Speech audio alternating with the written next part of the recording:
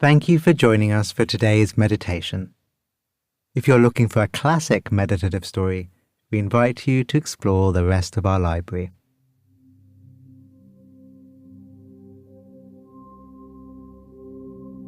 It's one of those cliches you hear when you have kids. Oh, they grow up so fast. But when they're tiny and you're wrestling diapers and hoping the ratio of food in stomach to food across the kitchen floor is at least 1-to-1, it doesn't feel like things are going quickly at all. Then you blink, and suddenly your youngest, whose first days feel just like yesterday, is starting school. I guess they're cliches for a reason. With the back-to-school vibe floating through our house and through our neighborhood, it has me contemplating how learning works. How something moves from being a thing we just hear about to something we know deeply for ourselves.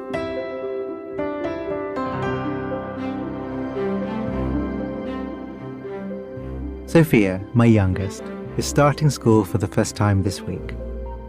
We've got all the uniform ready. A rather smart royal blue tartan number with matching blazer. We've got the pencils, the pens, and the erasers, and the backpack, all meticulously labelled. She's ready to go, but I'm not sure I am. I remember Arne, our eldest, going to school for the first time. Such an open, gentle, and friendly soul, I was worried that it would be a bumpy ride. It did take a little while to settle, and lockdowns in his first year certainly didn't help. But when he did find his feet, he used them to take off. He's loved school in a way that is a delight to witness and support. Sophia's very different to her brother. Arne is a classic learner, amazing memory, interested in everything, a non-stop reader, happy being self-directed, and especially happy throwing himself into something new. Sophia is brilliant in her own way. She's got a strong sense of justice, loves rules, and when faced with something new, will always want to watch other people doing it before trying it herself. No doubt there'll be tears when my wife Lucy and I drop Sophia off for her first day. But I suspect they won't be hers. She's our baby. So her starting school is as much a landmark for us as it is for her. One phase of our life closing, and another emerging. Part of starting school is learning about learning. Schools have changed so much in the decades since I've been a student. And so when the schools held a workshop for parents of new children to find out more about how learning works in those early years, I jumped at the chance. Thankful for how my years of seated meditation have led to flexible knees and hips, I sat in the kids' chairs in one of the classrooms with the other, less comfortable parents, learning about learning. How numeracy is introduced to 4- and 5-year-olds, and the different forms it takes. The approach to basic literacy, and why play is so important in helping the lesson stick. All this has got me reflecting on how learning works, and me being me, I'm thinking about how learning works in mindfulness and meditation. So to continue the story, we'll have to move from a leafy suburb in the West End of Glasgow to a meditation centre just north of Yangon, previously known as Rangoon, in Myanmar.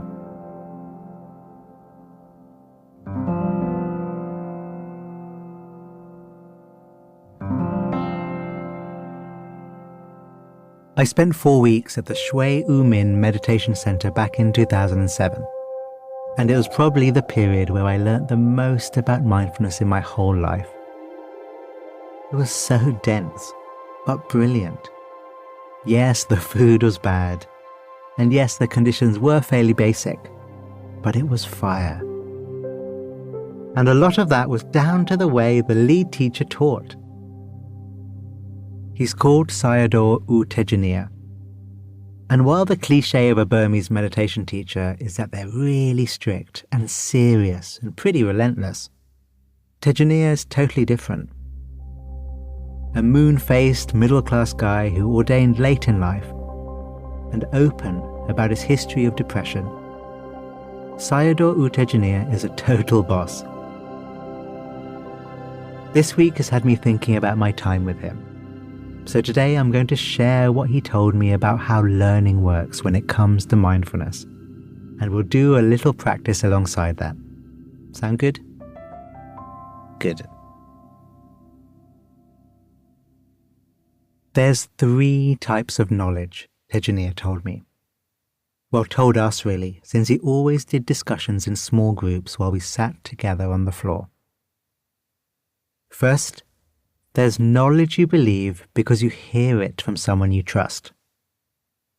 A great teacher, or even someone like me, might say something like, "When we resist the difficult, it's the resistance that is actually the most painful." It sounds sort of wise, so you're like, hey, that sounds cool. You might even write it on a postcard and keep it near your desk. You might even say it to other people in your life. It's a kind of knowledge, a kind of learning, but it's only level 1. It's level 1 because you've taken it as read. You believe it because you've heard it from someone with some kind of position or authority. But that's it.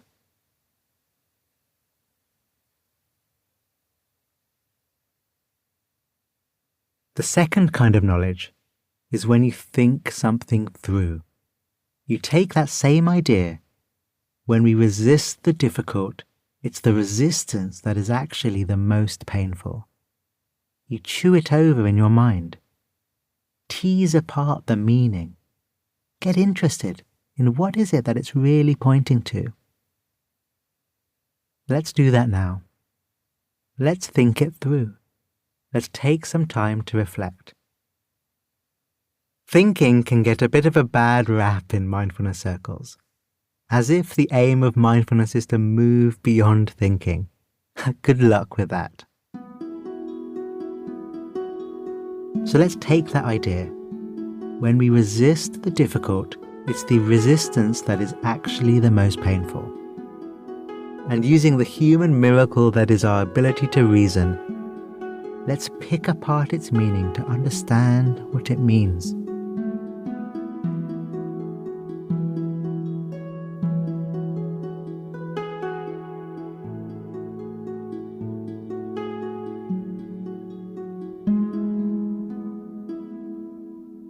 Great, that's level 2, and it's super important. It means we intellectually understand something about our mind and its patterns. The third kind of knowledge comes from directly experiencing the thing for yourself. Observing when we encounter something difficult and how our resistance arises, then shining our awareness on that resistance to notice what suffering comes along with it. Softening that resistance and noticing if the suffering is more or less, even with the difficult still around. That might sound quite theoretical still. So let's do the practice. Let's feel it for ourselves. Whatever posture your body is in now, take a moment to scan your awareness through it. There'll be an area of sensation that's most calling to you, due to some kind of tension or holding.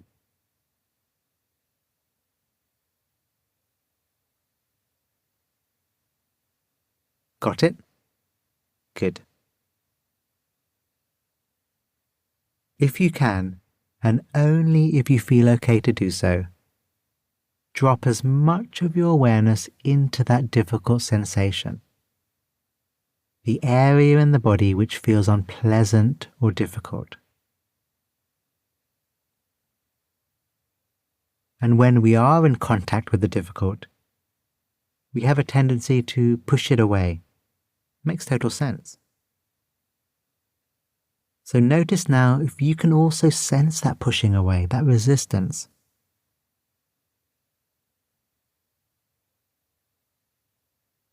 It might feel like some tension or holding around the edges of the original tension. Or it might be more of a mental thing.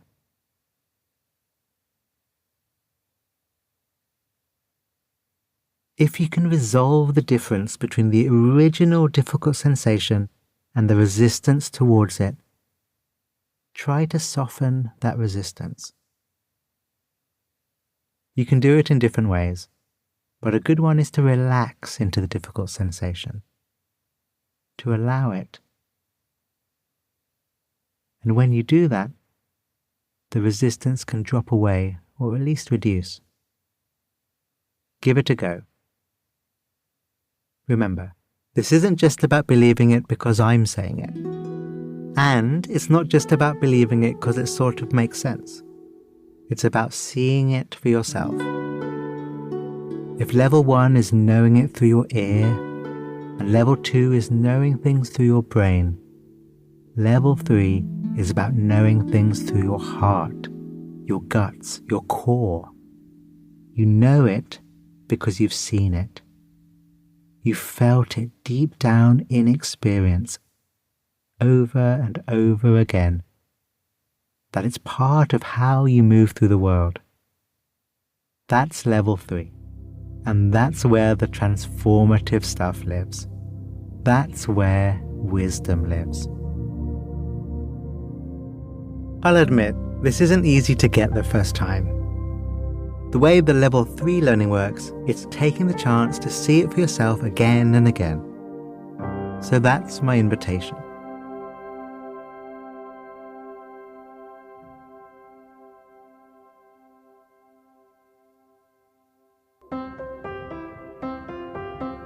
Sophia, you're going to do great at school.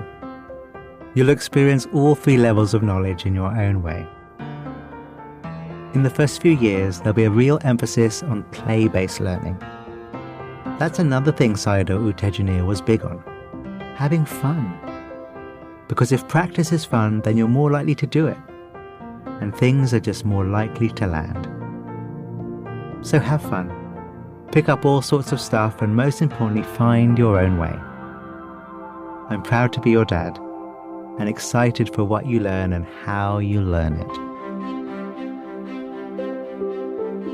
And you, have a great week ahead.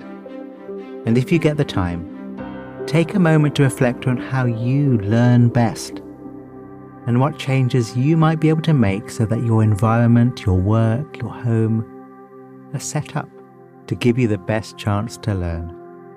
And have fun with it. Till next time.